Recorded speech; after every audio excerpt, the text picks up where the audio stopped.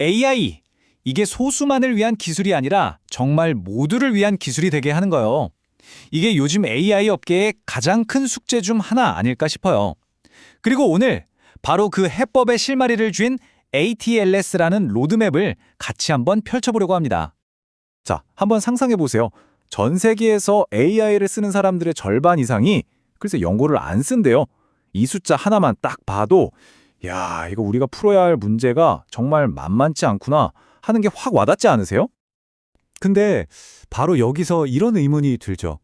아니, 왜 대부분의 AI 연구는 영어에만 이렇게 쏠려 있을까요? 왜 이런 불균형이 생긴 걸까요? 그리고 이걸 해결하려면 우린 뭘 해야 할까요? 네, 바로 이 질문이 오늘 우리가 아틀라스랑 같이 답을 찾아 떠날 여정의 딱 시작점입니다. 자, 오늘 우리가 살펴볼 내용인데요. 먼저 AI의 언어 격차라는 게 대체 무언지 그 현실부터 좀 짚어보고요. 그리고 그 해결책으로 등장한 애틀라스의 핵심 도구들을 하나씩 뜯어볼 겁니다. 언어들끼리 어떻게 시너지를 내는지 보여주는 지도도 있고요. 그 악명 높은 다국어의 저주를 푸는 공식도 알아볼 거고요. 마지막으로 가장 효율적인 학습 전략을 어떻게 고를 수 있는지 그 방법까지 아주 명확한 로드맵을 따라서 쭉 가보겠습니다. 네, 그럼 첫 번째 섹션부터 시작해 볼까요? 우선 문제의 핵심부터 딱 짚고 넘어가죠. 지금 AI 개발 환경이 얼마나 영어 위주로 돌아가고 있는지, 그리고 그것 때문에 어떤 불균형이 생기고 있는지 한번 제대로 들여다보겠습니다. 그러니까 이렇게 영어 중심으로 모든 게 돌아가다 보니까 전 세계 사용자들을 위한 모델을 만들어야 하는 개발자들은 정말 막막한 상황에 놓이는 거예요. 예를 들어 어떤 언어를 같이 학습시켜야 시너지가 나지? 데이터는 또 얼마나 필요하지? 이런 질문들에 대해서 데이터에 기반한 어떤 지침 같은 게 전혀 없었던 거죠. 자, 그럼 이제 해결책을 만나볼 시간이죠. 이 애틀래스라는 게 뭐냐면요.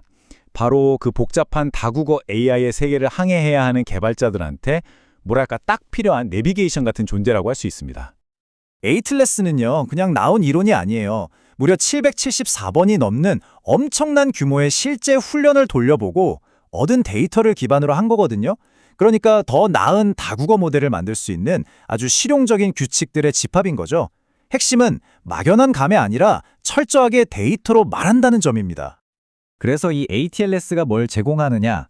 크게 세 가지입니다. 첫째, 어떤 언어들끼리 시너지가 나는지 알려주는 지도가 있고요. 둘째, 모델이랑 데이터를 어떻게 확장해야 하는지에 대한 규칙을 알려줘요. 마지막으로 아예 처음부터 훈련시킬지 아니면 기존 모델을 파인튜닝할지 이걸 결정하는 가이드라인까지 제공합니다. 거의 완벽한 툴킷이죠? 자, 지금부터 하나씩 이게 어떻게 작동하는지 자세히 한번 파헤쳐 보겠습니다. 좋습니다. 애틀라스 툴킷의 첫 번째 도구부터 한번 볼까요? 바로 언어 시너지 맵입니다. 이게 개발자들의 고민을 어떻게 덜어주는지 한번 직접 보시죠. 모델을 훈련시키기 전에 모든 개발자가 진짜 머리 싸매고 고민하는 게 있잖아요. 대체 어떤 언어들을 같이 묶어야 최고의 결과가 나올까? 지금까지는요, 대부분 그냥 감에 의존할 수밖에 없었어요. 자, 바로 이 표가 그 질문에 대한 애틀러스의 대답입니다. 진짜 흥미로운 게 뭐냐면요. 지금 보시는 것처럼 어떤 언어들이 서로에게 좋은 영향, 그러니까 시너지를 주는지 붉은색 또는 오히려 방해가 되는지 푸른색을 그냥 한눈에 딱 보여준다는 거예요. 덕분에 예전에는 인도네시아어 데이터가 부족하니까 비슷한 말레이어를 넣어볼까? 이렇게 막연하게 추측했다면 이제는 데이터를 보니까 말레이어가 인도네시아어 성능을 올리는데 가장 큰 도움이 되네. 이렇게 확실한 전략적 선택을 할 수 있게 되는 거죠. 이 지도를 보면 정말 재미있는 사실들을 많이 알 수 있는데요.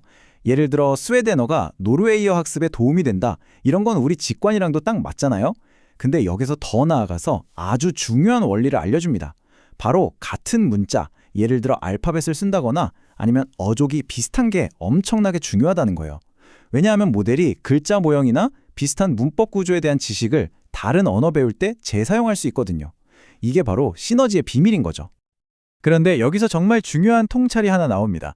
이 언어들 간의 도움이요, 항상 공평하게 서로 주고받는 게 아니라는 점이에요. 이게 비대칭적 전이라는 건데요. 예를 들어서 데이터가 아주 많은 영어가 스와힐리어 학습에는 엄청 큰 도움이 될 수 있잖아요. 근데 반대로 데이터가 적은 스와힐리어는 영어 성능에 거의 영향을 못 줄 수도 있다는 거죠. 훈련 데이터를 고를 때 그냥 지나치기 쉽지만 사실은 굉장히 결정적인 차이점입니다. 자, 이렇게 언어 조합을 아주 현명하게 선택했다고 칩시다. 그럼 다음 과제는 뭘까요? 바로 성능을 깎아먹지 않으면서 언어 수를 늘리는 방법이에요. 에이틀레스는 이 오래된 숙제에 대해서도 명쾌한 답을 줍니다. 이걸 다국어의 저주라고 부르는데요. 이게 뭐냐면 모델의 용량, 그러니까 머리 크기는 한정되어 있는데 자꾸 새로운 언어를 배우라고 시키면 모든 언어의 성능이 같이 떨어지는 현상이에요. 비유하자면 모델의 한정된 뇌 용량에 세금이 붙는 거랑 똑같아요. 배워야 할 건 늘어나는데 머리는 그대로니까 각 언어에 쏟을 수 있는 집중력이 줄어들어서 결국 전체적으로 똑똑함이 떨어지는 거죠. 그런데 희소식이 있습니다. ATLS는 이 복잡하게 얽힌 다국어의 저주를 풀 수 있는 아주 명확하고 효율적인 공식을 제시합니다. 자, 그 공식이 뭐냐면요. 이렇습니다. 지원하는 언어 수를 2배로 늘리고 싶다? 그러면 모델의 크기는 약 1.18배, 그러니까 비교적 조금만 키워주고요. 동시에 전체 데이터의 양은 그거보다 훨씬 많이 1.66배로 확 늘려줘야 한다는 겁니다. 핵심은 모델의 뇌 용량을 키우는 것보다 양질의 교재를 더 많이 넣어주는 게 더 효과적이라는 거죠. 결국 이 차트가 보여주는 건 이거예요. 언어를 추가할 때 가장 효율적으로, 그러니까 가장 적은 비용으로 똑똑하게 만드는 최적의 성장 경로를 보여주는 거죠. 그냥 무작정 모델 크기랑 데이터를 똑같이 늘리는 것보다 애틀라스가 알려주는 이 공식을 따르면 언어들 간의 긍정적인 시너지를 최대로 끌어내서 훨씬 적은 컴퓨팅 자원으로도 똑똑한 다국어 모델을 만들 수 있다는 겁니다. 자, 이제 개발자들을 위한 마지막 핵심 결정 시간입니다. 이건 AI 세계의 고전적인 딜레마죠. 직접 만들 것이냐 아니면 빌려 쓸 것이냐의 문제입니다. 이 표가 2가지 방법의 장단점을 아주 명확하게 보여주는데요. 왼쪽의 처음부터 사전 훈련은 말 그대로 아이한테 언어를 처음부터 가르치는 거랑 비슷해요. 시간과 비용이 엄청나게 들지만 제대로 배우면 그 잠재력은 가장 크죠. 반면에 오른쪽의 파인 튜닝은 이미 여러 언어를 하는 전문가한테 새로운 기술을 속성으로 가르치는 것과 같아요. 빠르고 효율적이죠. 결국 초기 비용을 얼마나 쓰느냐와 장기적으로 얼마나 높은 성능을 원하느냐 사이의 선택 문제입니다. 바로 이 지점에서 애틀라스가 제시하는 해법이 정말 현실적이고 유용합니다. 예산에 딱 맞는 아주 명확한 경험칙을 준다는 건데요. 이 차트에 보이는 검은 선이 바로 그 기준선이에요. 만약 여러분의 컴퓨팅 예상이 저 선 아래에 있다면 고민할 필요도 없이 파인 튜닝이 가장 현명한 선택이라고 딱 알려주는 겁니다. 자, 이제 다시 한 걸음 물러나서 큰 그림을 한번 보죠. 지금까지 이야기한 이 모든 기술적인 내용들이 사실 우리 모두에게 왜 그렇게 중요한 걸까요? 결론적으로 애틀라스는 개발자들이 더 이상 감에 의존하지 않도록 아주 실용적인 로드맵을 손에 쥐어준 겁니다. 이게 무슨 뜻이냐면요. 이제는 거대한 빅테크 기업뿐만 아니라 작은 팀이나 연구자들도 훨씬 효율적으로 다국어 AI를 개발할 수 있는 길이 열렸다는 거예요. 그리고 이걸 통해서 우리는 드디어 진정으로 전 세계 모든 사용자를 위한 더 공평하고 포용적인 AI를 만들어 나갈 수 있게 되는 거죠. 마지막으로 이 질문을 여러분께 던져보면서 마무리하고 싶습니다. AI가 마침내 이 세상의 모든 언어 장벽을 완전히 허물게 된다면 우리는 과연 무엇을 만들고 어떤 세상을 보게 될까요? ATLS 같은 연구들 덕분에 그 미래는 우리가 생각하는 것보다 훨씬 더 가까이 와 있을지도 모릅니다. 여러분, 혹시 LLM, 그러니까 대규모 언어 모델로 뭔가 만들어 보신 적 있으세요? 진짜 가능성은 무한한데 막상 해보면 완전 혼돈 그 자체잖아요. 그쵸? 오늘 바로 그 혼돈의 질서를 딱 잡아주는 도구, 오픽에 대해 한번 제대로 파헤쳐 보겠습니다. 네, 맞아요. 프롬프트 한 줄 딱 넣었을 때 뭔가 툭 튀어나오는 거 보면 진짜 마법 같죠? 근데 그 뒤에는 뭐가 있나요? 예측도 안 되는 결과물, 끝도 없는 테스트, 그리고 마음 한구석에 항상 있는 그 질문. 이거 지금 제대로 돌아가고 있는 거 맞아? 뭐랄까, 진짜 똑똑하긴 한데 완전 제멋대로 구는 조수랑이라는 기분이랄까요? 바로 그 제멋대로인 조수가 일으키는 골칫거리들이 바로 이런 것들입니다. 갑자기 막 없던 말을 지어내는 환각 현상은 기본이고요. 또 우리가 외부 지식을 참고하라고 넣어준 알레이지 시스템 있잖아요. 이게 생각보다 성능이 잘 안 나와서 속 터질 때도 많죠. 그리고 모델이 내놓는 답변이 좋은지 나쁜지 이걸 객관적으로 측정하는 건 또 왜 이렇게 어려운지. 비용은 비용대로 나가는데 막상 서비스에 딱 배포하고 나면 이게 잘 돌아가는지 어쩐지 그냥 깜깜이일 때가 너무 많아요. 자, 그래서 이 모든 골칫거리를 한 방에 해결해줄 해결사가 등장했습니다. 이름하여 오픈소스 플랫폼, 바로 오픽입니다. 오픽의 목표는 아주 명확해요.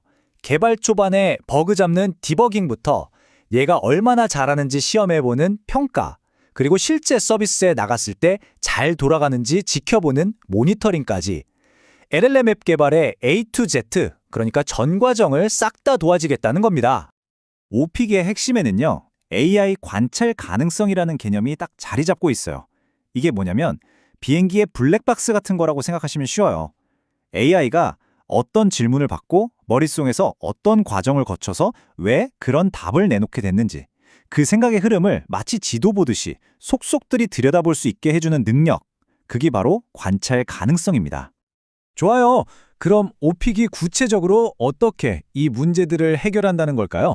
크게 세 가지 핵심 기능으로 나눠서 볼 수 있는데요. 바로 보고, 테스트하고, 그리고 개선하는 능력입니다. 자, 지금부터 하나씩 자세히 뜯어보죠.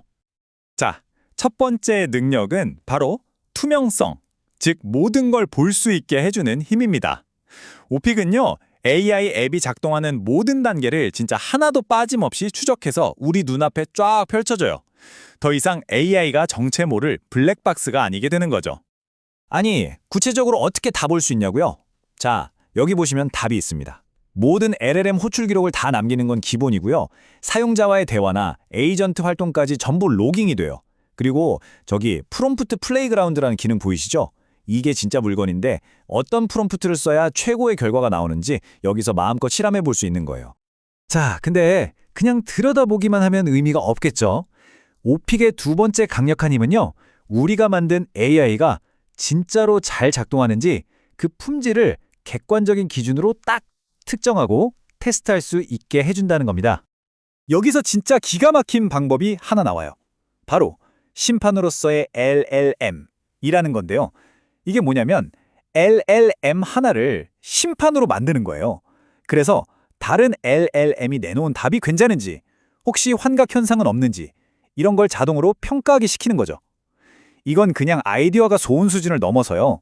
사람이 일일이 평가하기 힘든 AI의 성능을 객관적으로 그리고 대규모로 측정할 수 있는 완전히 새로운 패러다임을 여는 겁니다. AI로 AI를 평가한다. 와, 진짜 똑똑한 방법 아닌가요? 그리고 오픽이 그냥 개발자들 장난감이 아니라는 걸 이 숫자가 딱 증명해줍니다. 하루에 처리하는 추적 데이터가 무려 4천만 건 이상? 이게 무슨 뜻이겠어요? 어마어마한 트래픽이 몰리는 실제 서비스 환경에서도 전혀 문제없이 아주 안정적으로 돌아간다는 거죠. 이 숫자가 말해주는 건 딱 하나입니다. 오픽은 태생부터 프로덕션, 그러니까 실전용으로 만들어졌다는 거. 게다가 오픽은 혼자 노는 외톨이가 절대 아닙니다. 랭체인, 오픈AI, 구글 제미나, 여러분이 지금 쓰고 계시는 거의 모든 주요 도구들이랑 아주 부드럽게 연결이 돼요. 그러니까 기존에 작업하던 환경을 뒤엎을 필요 없이 오픽의 강력한 기능들만 쏙 가져다 쓸 수 있다는 거죠. 정말 편하겠죠? 자, 이제 마지막 세 번째 힘입니다. 우리가 공들여 만든 AI를 드디어 실제 사용자들에게 선보일 때 오픽이 우리에게 자신감을 줍니다. 다시 말해, 프로덕션 환경에서 AI를 안전하게 배포하고 또 계속 지켜보면서 더 좋게 만들어갈 수 있는 도구들을 제공한다는 거죠. 실시간으로 AI 성능을 보여주는 모니터링 대시보드는 기본이고요. 뭔가 문제가 생겼을 때 바로 알려주는 규칙을 설정할 수도 있어요. 여기서 더 나아가서 에이전트 옵티마이저라는 걸로 프로폰트를 자동으로 더 좋게 만들거나 가드레일 기능으로 AI가 위험하거나 이상한 답변을 못하도록 딱 막아주는 안전장치까지 갖추고 있습니다. 자, 그럼 이렇게 강력한 오픽 대체 어떻게 시작해야 할까요? 걱정 마세요. 놀라울 정도로 간단합니다. 그 복잡했던 혼돈의 세계에서 모든 걸 통제할 수 있는 질서의 세계로 넘어오는데 정말 단 몇 분이면 충분합니다. 시작하는 방법은 크게 두 가지 중에 고르시면 돼요. 제일 쉽고 간단한 방법은 코멧닷컴이 제공하는 클라우드 서비스를 쓰는 거예요. 이건 그냥 회원가입만 하면 바로 끝! 만약에 난 내 서버에서 모든 걸 직접 관리하고 싶어 하시는 분들은 직접 설치하는 셀프 호스팅 방식도 당연히 가능합니다. 특히 파이썬 개발자시라면 이건 정말 쉬워요. 딱 3단계면 끝납니다. 첫째, 피부로 패키지 설치라고. 둘째, 터미널에서 OP 컨피규어로 간단하게 설정해주고. 마지막으로 내가 추적하고 싶은 함수 위에다가 @opic the track 이 코드 딱 한 줄만 추가해주면 끝! 정말 간단하죠? 자, 이제 슬슬 마무리할 시간인데요. 오픽 같은 도구는 단순히 개발을 좀 편하게 해주는 걸 넘어서 AI 개발의 미래에 훨씬 더 큰 의미를 가집니다. 오픽은요, 우리가 속을 알 수 없었던 AI라는 블랙박스를 속이 훤히 들여다보이는 유리상자로 바꿔줍니다. 이제 더 이상 감이나 느낌에 의존해서 개발할 필요가 없어진다는 거죠. 모든 걸 데이터로 확인하고 객관적으로 평가하고 또 그걸 기반으로 개설할 수 있게 되는 겁니다. 이게 바로 오픽이 주는 진짜 핵심 가치예요. AI 기술은 앞으로도 우리가 상상하는 것 이상으로 훨씬 더 강력해질 거예요. 여기서 우리가 모두 함께 던져야 할 질문이 있습니다. 이렇게 강력해지는 기술을 우리는 어떻게 더 이해하기 쉽고 더 신뢰할 수 있는 방향으로 만들어 나갈 것인가? 오픽 같은 도구들이야말로 바로 그 질문에 대한 우리 모두의 가장 든든한 대답 중 하나가 될 겁니다. 혹시 AI 비서랑 대화할 때마다 했던 말 또 하고 이런 경험 다들 있으시죠? 바로 이 AI의 기억력 문제를 해결하기 위해 등장한 기술, 심플mem에 대해 오늘 한번 제대로 파헤쳐 보겠습니다. 분명 어제 주문해달라고 했던 책 기억나냐고 물어보면 AI가 완전 처음 듣는다는 듯이 어떤 책을 말씀하시는 거죠? 라고 되물을 때, 와, 진짜 답답하죠. 도대체 왜 이런 일이 계속 반복되는 걸까요? 네, 맞습니다. 좀 과장처럼 들릴지 몰라도 현재 AI들은요, 심각한 기억 상실증을 앓고 있다고 봐도 돼요. 대화가 딱 끝나면 이전 내용을 그냥 쉽게 잊어버리는 거죠. 이게 바로 우리가 AI를 진짜 똑똑한 개인 비서처럼 쓰는데 가장 큰 걸림돌이에요. 자, 그럼 지금부터 기존 AI의 기억력 시스템에 도대체 어떤 근본적인 결함이 있는지 한번 자세히 들여다보죠. 이게 단순히 정보를 저장 못하는 것보다 훨씬 복잡한 문제거든요. 지금 시스템들은요, 그냥 대화 기록 전체를 통째로 맥락으로 삼으려고 해요. 이건 뭐랄까, 책 한 권을 몽땅 머릿속에 집어넣고 필요한 정보 하나를 찾는 거랑 똑같아요. 당연히 중복되고 쓸데없는 정보가 너무 많아지겠죠? 게다가 필요한 걸 찾으려고 비싼 추론 과정을 계속 반복해야 하고요. 결국엔 관련도 없는 정보에 엄청난 양의 토큰, 그러니까 AI의 작업 비용을 그냥 낭비하게 되는 겁니다. 심플mem은 바로 이 지점에서 완전히 새로운 접근법을 제시합니다. 그냥 무식하게 모든 걸 다 기억하는 게 아니라 똑똑하게 기억하는 방식을 제안하는 거죠. 이게 핵심입니다. 심플mem의 핵심 기술은 바로 의미론적 무손실 압축이라는 건데요. 이 슬라이드에 나온 말이 조금 어렵게 들릴 수도 있는데 아주 쉽게 말해서 이런 거예요. 대화의 핵심 의미, 알맹이는 그대로 남겨두면서 이걸 표현하는 방식은 최대한 간결하고 명확하게 압축해서 저장하는 기술입니다. 정보의 가치는 100% 지키면서 부피는 확 줄이는 정말 영리한 전략이죠. 자, 그럼 이 똑똑한 기억 시스템이 실제로 어떻게 작동하는지 그 3단계를 통해서 한번 구체적으로 알아볼까요? 이 과정을 따라가다 보면 이래서 심플mem이 혁신적이구나 하고 무릎을 탁 치게 되실 겁니다. 심플mem은 크게 3단계로 작동합니다. 첫 번째, 대화 내용을 아주 똑똑하게 압축해서 구조화하고요. 두 번째, 여기저기 흩어진 관련 정보들을 실시간으로 하나로 합칩니다. 그리고 마지막으로 사용자의 진짜 의도를 파악해서 가장 정확한 기억을 딱 꺼내주는 거죠. 자, 그럼 이제 각 단계를 하나씩 뜯어보겠습니다. 1단계는 의미론적 구조화 압축입니다. 이건 마치 엄청 유능한 사서가 옆에서 대화를 딱 듣고 있다가 핵심 정보만 명확하게 정리된 색인 카드에 착착 적어놓는 거랑 같아요. 쓸데없는 잡담은 싹 걸러내고 진짜 중요한 사실만 딱 뽑아내는 거죠. 바로 이 슬라이드가 그 과정을 정말 명확하게 보여주죠. 왼쪽에 있는 모호한 문장, 그는 내일 오후 2시에 밥을 만날 거야 한번 보세요. 여기서 그가 누군지, 내일이 정확히 며칠인지, 어디서 만나는지 알 수가 없잖아요. 심플mem은 이걸 오른쪽에 있는 것처럼 앨리스는 2025년 11월 16일 14시에 스타벅스에서 밥을 만날 것이다 라는 누구에게나 명확하고 완전한 정보 덩어리로 바꿔버립니다. 이게 바로 압축과 맥락 해결의 힘이죠. 대단하지 않나요?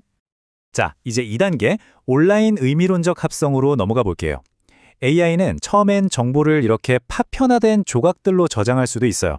예를 들면 사용자는 커피를 원한다는 사실, 또 사용자는 귀리 우유를 좋아한다는 사실, 그리고 뜨거운 걸 선호한다는 사실. 이게 다 각각 따로 저장되는 거죠. 그런데 여기서 정말 흥미로운 점이 뭐냐면요. 심플맵이 이 흩어져 있는 조각들을 실시간으로, 즉시 하나로 합쳐서 사용자는 귀리우유를 넣은 뜨거운 커피를 선호한다는 하나의 완전하고 일관된 기억으로 만들어낸다는 겁니다. 이렇게 불필요한 중복은 싹 제거하고 기억을 항상 최신 상태로 아주 깔끔하게 유지하는 거죠. 자, 드디어 마지막 3단계, 의도인식 검색입니다. 이건 정말 똑똑해요. 다시 그 유능한 사서 비유를 들어볼까요? 이 사서는 여러분이 쓴 검색어, 그 키워드만 보고 책을 찾아주는 게 아니에요. 여러분이 진짜로 원하는 정보가 뭔지, 그 숨은 의도를 파악해서 책을 추천해주는 거죠.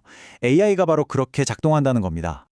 그래서 이 슬라이드에서 보시는 것처럼 앨리스랑 밥은 언제 만나? 같은 아주 간단한 질문에는 특정 사실 하나만 딱 찾아서 빠르게 답해주고요. 반면에 앨리스가 최근에 참석한 회의 내용을 전부 요약해줘?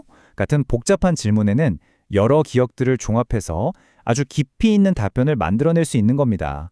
정말 유연하죠? 네, 들어보니까 이론은 정말 그럴듯하죠. 하지만 가장 중요한 질문이 남았습니다. 그래서 진짜로 더 좋아? 과연 실제 성능도 이렇게 뛰어날까요? 자, 이제 데이터를 통해서 직접 확인해 보시죠. 심플맵의 성능의 다른 최신 AI 기억 기술들과 직접 비교한 로코모 벤치마크 결과를 한번 살펴보겠습니다. 과연 승자는 누구일까요? 이 표를 보시면 결과는 아주 명확합니다. 처리 시간을 나타내는 토탈 타임과 정확도를 의미하는 에버리지 F1 점수, 이 두 가지 모두에서 심플맵이 다른 경쟁자들을 그냥 압도해버립니다. 제일 빠르면서도 제일 정확하다는 거죠. 두 마리 토끼를 다 잡은 셈입니다. 특히 가장 중요한 지표인 F1 점수, 즉 정확도를 막대 그래프로 보면 그 차이가 더 확실하게 보입니다. 심플맵의 정확도는 43.24%로 경쟁 기술인 맴제로보다 약 26% 더 높고 라이트맨보다는 무려 75% 이상 높습니다. 이건 정말 어마어마한 성능 향상이에요. 속도는요? 와, 이건 더 놀랍습니다. 기존 방식보다 무려 12.5배나 빠르다고 해요. 이게 무슨 뜻이냐면 AI의 답변을 기다리는 시간이 사실상 거의 없어진다는 의미입니다. 정말 엄청난 차이죠. 그리고 비용 효율성 측면에서 이게 바로 핵심입니다. 대화 전체를 그냥 다 집어넣는 방식보다 무려 30배나 적은 토큰을 사용한대요. 이건 AI를 사용하는 비용을 정말 획기적으로 줄일 수 있다는 뜻이거든요. 자, 이처럼 뛰어난 성능은 단순히 기술이 좀 더 좋아졌다 이런 수준을 넘어서요. 우리가 AI와 상호작용하는 방식 그 자체를 근본적으로 바꿀 수 있는 엄청난 잠재력을 가지고 있습니다. 한번 상상해보세요. 완벽한 기억력을 가진 AI가 있다면 어떨까요? 여러분의 커피 취향부터 지난주에 했던 중요한 회의 내용까지 전부 기억하는 진짜 제대로 된 개인 비서가 생기는 겁니다. 긴 논문이나 보고서를 읽을 때도 맥락을 놓치지 않는 강력한 연구 도구가 될 수도 있고요. 또 복잡한 업무를 믿고 맡길 수 있는 똑똑한 AI 에이전트의 등장을 훨씬 앞당기게 될 겁니다. 그리고 제일 중요한 건요, 이게 무슨 먼 미래의 이야기가 아니라는 겁니다. 심플맵은 이미 파이썬 패키지로 공개되어서 개발자들이 바로 가져다 쓸 수 있고요. 클로우드나 커서 같은 실제 서비스에도 통합되고 있습니다. 변화는 이미 시작된 거죠. 오늘 분석을 마치면서 마지막으로 이런 질문을 한번 던져봅니다. 만약에 AI가 모든 것을 완벽하게 기억할 수 있다면 우리는 기술적인 한계가 아니라 어쩌면 윤리적인 또 철학적인 이유로 AI에게 있는 법을 가르쳐야 할지도 모릅니다. 여러분은 어떻게 생각하시나요? 혹시 AI가 더 똑똑해지는 걸 막고 있는 정말 아무도 몰랐던 그런 숨은 결함이 있다면 어떨 것 같으세요? 오늘 바로 그 치명적인 문제 한번 제대로 파헤쳐 보겠습니다. 우리가 AI한테 바라는 게 참 많잖아요? 답은 정확히 해야 해. 근데 안전해야 하고 또 너무 길면 안 되고 간결해야지. 이걸 동시에 하라는 건 사실 3개짜리 공으로 저글링을 시키는 거나 마찬가지예요. 그런데 말이죠. 만약에 AI를 훈련시키는 방법 자체가 이 공들 색깔을 아예 구분을 못한다면 어떨까요? AI는 자기가 지금 어떤 공을 떨어뜨리고 있는지도 모르게 되는 거죠. 바로 이 문제가 지금까지 AI의 발목을 딱 잡고 있었습니다. 이 문제의 핵심에는 바로 AI 정렬이라는 과제가 있습니다. 쉽게 말하자면 AI가 우리가 원하는 여러 기준들, 그러니까 우리의 가치관에 딱 맞춰서 행동하도록 길들이는 과정, 바로 그거죠. 자, 우리는 AI가 정확하면서도 간결하고 또 안전하게까지 했으면 좋겠어요. 정말 까다로운 요구 사항들이죠. 이걸 가르치려고 업계에서는 보통 강화학습이라는 방법을 쓰는데요. 이게 뭐랑 비슷하냐면 마치 강아지한테 여러 제주를 가르칠 때 각각 다른 종류의 간식을 주면서 보상을 하는 거랑 똑같다고 보시면 돼요. 그리고 이 분야에서 오랫동안 거의 업계 표준처럼 쓰이던 훈련 방식이 있었어요. 바로 GRPO라는 건데요.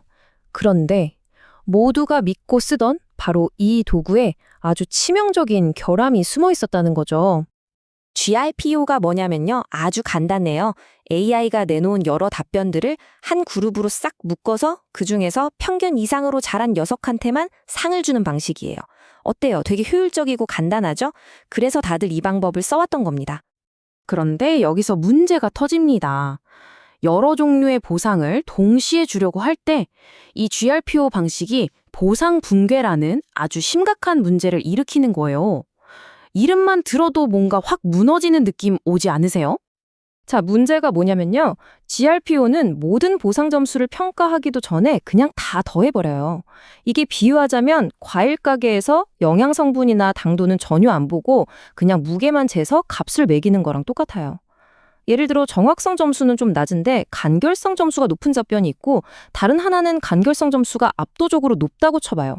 당연히 후자가 더 좋은 거잖아요. 근데 GRPO는 이 둘의 점수를 그냥 합산해버리니까 그 미묘한 차이를 놓치고 중요한 간결성에 대한 정보를 그냥 날려버리는 셈이죠. 실제 연구 논문에서도 이 현상을 풍부한 보상 신호를 과도하게 압축한다 이렇게 표현하더라고요. 그러니까 핵심은 이거예요. 이렇게 중요한 정보가 손실되니까 AI가 엉뚱한 방향으로 학습하게 되고 결국에는 성능이 뚝 떨어진다는 거죠. 자, 그런데 다행히도요. 이 오래된 문제를 해결할 아주 간단하면서도 스마트한 해결책이 드디어 등장합니다. 바로 AI 기술의 선두주자죠. 엔비디아 연구원들이 이 문제를 정면으로 돌파했습니다. 이분들이 뭘 했냐면 모두가 그냥 원래 그런가 보다 하고 당연하게 여겼던 기존 방식의 허점을 아주 정확하게 짚어낸 거죠. 그 이름은 바로 GDPO. 아이디어는 정말 놀라울 정도로 간단해요. 보상 점수들을 무작정 합치지 말고 각각의 보상을 개별적으로 먼저 평가하고 정교화한 다음에 맨 마지막에 합치자. 바로 이겁니다. 지금 보시는 수식은 좀 복잡해 보일 수 있는데요. 전혀 그럴 필요 없습니다. 핵심 개념은 딱 하나, 분리입니다. 분리. GDPO는요, 정확성 보상은 정확성끼리, 간결성 보상은 간결성끼리 먼저 비교를 해요. 그래서 각각의 상대적인 우위를 따로따로 개선하는 거죠. 이렇게 하니까 각 보상이 가진 고유한 의미가 사라지지 않고 그대로 살아남는 겁니다. 자, 아까 봤던 그 그림 기억나시죠? 다시 한번 보죠. 오른쪽이 바로 이 새로운 GDPO 방식입니다. 보세요. 이제 0,1이랑 0,2가 완전히 다른 신호로 명확하게 구분이 되죠. 이렇게 되니까 모델이 0,2가 0,1보다 더 좋은 거구나 하고 정확하게 배울 수 있게 되는 거예요. 보상 붕괴 문제가 정말 깔끔하게 해결되는 순간입니다. 와, 이론은 진짜 완벽해 보이죠? 그럼 실제 결과는 어땠을까요? 이제부터는 데이터가 모든 걸 말해줄 겁니다. 이 그래프, 이거 정말 극적인 차이를 보여주는데요.